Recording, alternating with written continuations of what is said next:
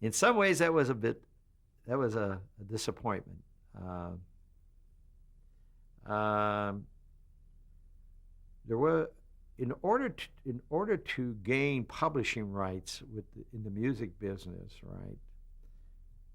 You have to have a song either on a record that will be played, or on the radio to be played, or a recording that hasn't yet materialized that will get airplay, and that's the way you become a recognized publisher, and all as well as becoming a member of the three societies, either ASCAP, BMI, and or CSAC.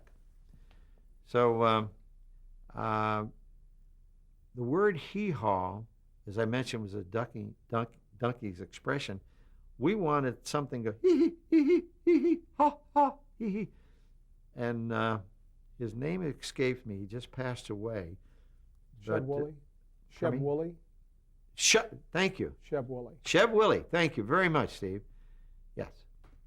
Sheb Wooley, as you know, had some form of recognition in movies. He did a couple of movies on the West Coast. And he also used to have another character act. It was a drunk act, which we never wanted to put on Hee Haw because we just didn't want young kids and families to see a drunken character on the show. So Sheb approached us. And what Sheb said was that he had heard about this show, Hee Haw, which to some extent I'm not sure, but he said he had already recorded a song of Hee Haw. Well, we later found out that when he heard about us doing a show, went in his garage and cut a record. And so we liked what he did, but it was done in a very primitive form. So what we did is we enhanced it with the great musicians from Nashville. We put the singers back there. So we gave him the publishing rights. So, and he'd been classified as the writer. But that's how that all happened. So Sheb today, I think his estate is making a lot of money because of the performance rights of the song. So that's how that all happened. I guess he made a lot more money on Hee Haw than he had a hit in the 50s called The Purple People Eater. That's right. Let me tell you what happened with Sheb, and not because he's deceased. In exchange for the use of the song so that we got the license rights, and he knew that he would make money from the publishing side of it and as well as the performing side of it.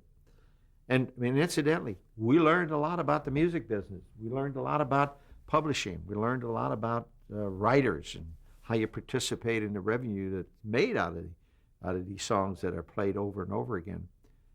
I put him in as a regular on the show.